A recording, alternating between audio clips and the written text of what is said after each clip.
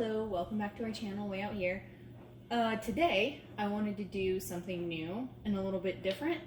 I have these skull pots that I make, and these are from the dollar store to put plants in. Because if you guys saw my last video about propagating hollyhocks, you know that I love plants, indoor and outdoor plants. And another thing about me is I love Halloween. And these pots are standard decor for me, and these are out year-round. Fortunately and unfortunately, we don't have a big box store near us that sells a lot of Halloween type items. So a lot of the things that I have to make. But also fortunately, we do have a dollar store, and these are all from the dollar store. So in this video, I'm going to show you how I make these and how I choose which plants I decide go into which of these pots. So if that is something you're interested in, stick around because it's going to be a lot of fun, I think. I make a lot of Halloween stuff, and this is only going to be the first of many of the projects I make for Halloween here on our haunted homestead. Okay, so I'm going to start with these guys right here.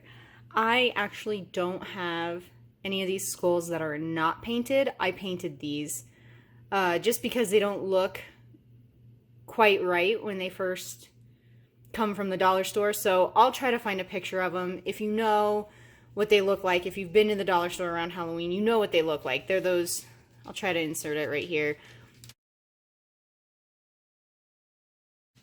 Just those super cheap, they're $1 plastic skulls. So this one didn't turn out as well as I'd like, but I'm going to repaint a little bit and blend some of this in a little bit better. These turned out better just because I had more time to blend and take my time to do it. This one is not cut to put a plant in yet, and I will do that and show you guys how I personally do it. But again, you can use your discernment and you can make these however you want. And if you like this too with the unblended coloring, that's fine too. I just prefer these over here a little bit better. So anyways, the way I select plants for these is I kind of just try to pick ones that look a little spooky. I think this is called a dragon's tongue, and this was a gift for me from one of my friends. And this is a coleus that I grew from a seed, and I'm not sure what kind it is because I just grew it from a seed of random pack of coleus seeds. So it's a really neat looking plant. You can see the leaves, purple. So I just try to put things in here that look spookier than normal and try to make these look like, I don't know, like all year round darker decor. So I don't take the plants out of here. I don't switch them out. And these have a spot in my house, and they sit there and they are used as pots year round. So I'm going to actually cut this guy and put a plant in it so you can see how I do that. And then we will move on to the other ones. But yeah, these are just these cheap plastic skulls from the dollar store. They're $1 each. And then if you have acrylic paint on hand, you can paint them. You don't have to paint them. If you like the shiny plastic look of the cheap ones unpainted, then I say leave it like that. Do what you want, do what makes you happy, and do what you think is going to look the best. So, but let's get this guy cut so we can put a plant in him. Alright, so here's our skull, and this is all I use to make holes in this and to turn this into a planter. Just cheap scissors. I think these are just kitchen scissors I got from the local grocery store. You could get these at the dollar store. I don't know. These things are pretty flimsy, these skulls, so you really don't need something that is that good a quality to cut into this. And then I use this knife. So this knife is actually what we're going to use first, and we're going to put our holes in the bottom. I don't like to put my holes here in the rounded part of the skull because that tends to crack. Like you try to get it in and you'll just end up with a split there. And then you have dirt everywhere. So I don't do that, but again, if you want to or you can make it work, then that's up to you. I just put it in right here and spin the knife back and forth with the tip. So you want a pointy tip, like a knife. I don't know if you can see. So, and this one's really dull and it still works because this is pretty cheap plastic. But just get it in there, spin it back and forth like this, and you're creating a hole. So you see, you got one. And I do at least two. Ferns, maybe you don't need quite as many, but I never know. So there's a second hole, drainage hole. And then I'm going to do two more.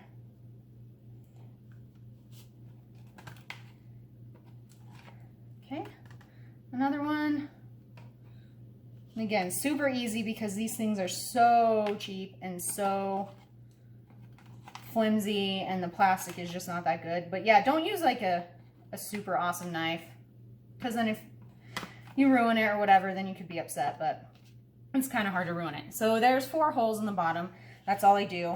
And then to cut the top, you want to keep your hole kind of where the bulge in the skull is up here. If you go too far back here and then you try to water it, you're going to have water coming out the back here. I've done that before.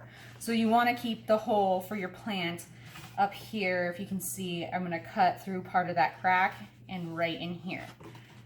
So I'm going to go get the other one to show you.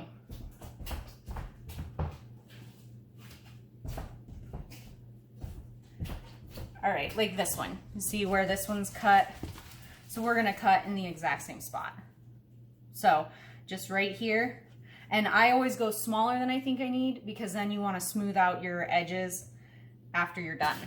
And again, it doesn't have to be perfect. You're gonna put a plant in here, nobody's really gonna notice, except that, like, hey, you have a pretty cool pot.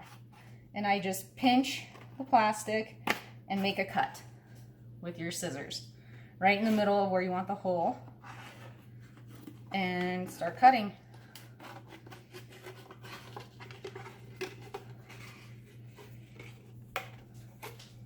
All right, and this ended up being a little further forward than I want, so I'm gonna come around the back and cut around the side. And there we go. There's our hole. So I'm gonna put something maybe more similar to that coleus in this. I'm not sure what I'm gonna put in this yet. I may just put a cutting in this and give it away, give it to one of my friends, or, you know, put something smaller like this in, because you have a kind of a small hole, so you're gonna need to put something that is not huge yet in it. So I've got a couple coleuses that I'm trying to propagate right now, but yeah, that's it. It's that simple. And then all you gotta do is put in your dirt and your plant, and you're done. All right, so next step is just put dirt in here. I use my hands. You can do what you want. And I chose a plant I had here. This is a snake plant. It's a moonlight color, but it's just a sansevieria. These live really well no matter what. You can abuse these. So I could give this to any one of my friends, and I know they're going to be able to keep this alive, even the ones who don't do well with plants. So this is what I've chosen to put in here. But first we got to put dirt in, and I pack it all the way down, like into this part here. And make sure you fill this guy up. Snake plants don't need a lot of water. I think they're even easier than succulents to keep alive, but that's just me. So, and again, do what you want. If you want to put a fern in here, which I have a fern in one of my other skull pots that I'm going to show you next, and it looks great, and it looks amazing, and it works just fine. So this is all about what you like and the plants that you want to put in here. So once you have enough dirt, make like a little hole there, take your plant, and you can see it's still got a little dirt on it from where I was growing it before. But you want all the roots in there, underneath, and then I'm going to try to straighten it out a little more. Snake plants have kind of turned into one of my favorite things to put in these guys, especially if you're going to give it as a gift, because people don't kill snake plants as easily as they kill things like ferns. And tap off the excess dirt. And this plant doesn't even need to be watered for probably another week.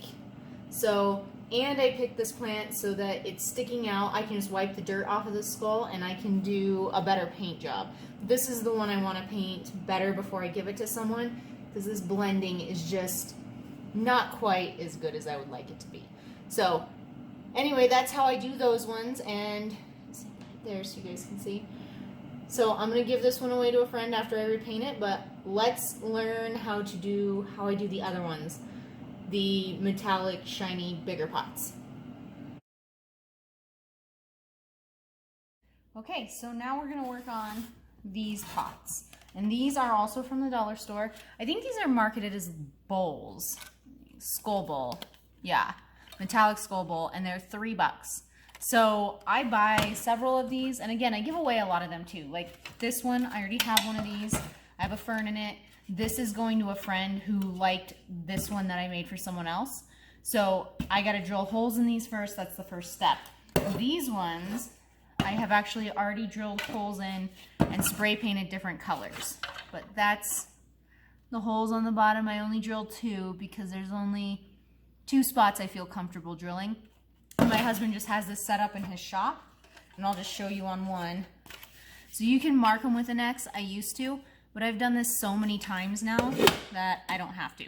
And they set really well upside down. Find your spot. And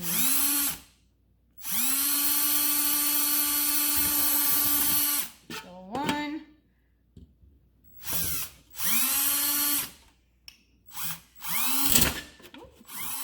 Drill 2. That was a little faster than I was expecting. Okay, so you got 2 holes drilled in the bottom. I'm going to finish the rest of these.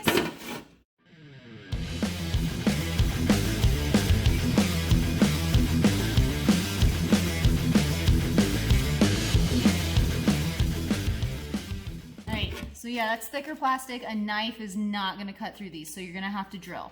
So this is just all I use to do it. My husband, like I said, has this set up for me, and whenever I want to drill holes in my skull pots or make new pots out of other things, I just have this. I come down here and I use this, and if the battery dies, he'll charge it for me overnight, and I can make more the next day if I want. So I'm gonna take these and get at least these 2 ready to spray paint. All right, here's my pots. I put them on empty boxes that used to have sparkling water in them. And since I'm doing a different color for each pot, I have them separated. So I'm just gonna spray paint them now. I'm gonna do gold on one, and then that black, the stainless steel black, I love that, on the other one. So just be careful, don't get it on anything. Here we go.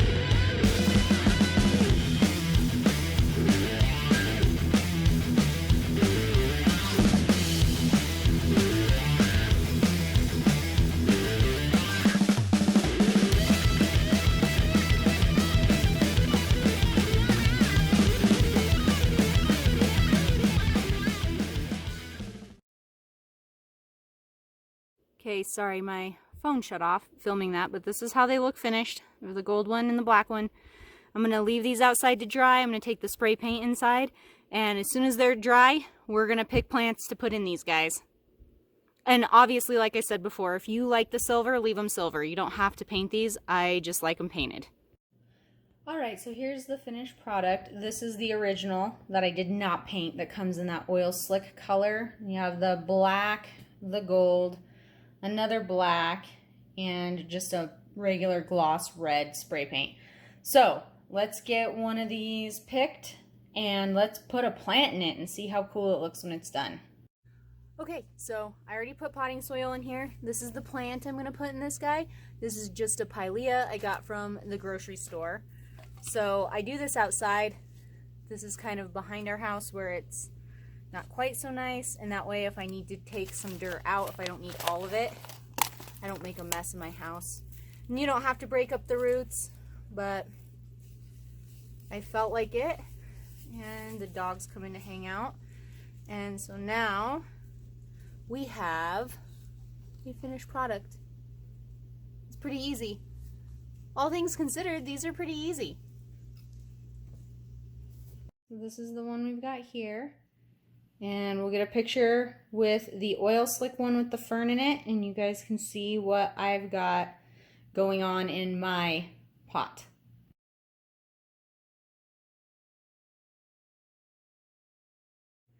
All Alright, so hopefully there was at least a little bit of enjoyment over this video. So I love these things, I love making them, and I'm glad I got to share it. So here's this, and I have more of these planned. And I'm going to try to do a haunted homestead series because, again, these are staples in my home. This is like my standard decor. This is not something that I only bring out on Halloween. So hopefully you liked it, and consider subscribing if you want. You don't have to, but it is what it is. So thanks for stopping by.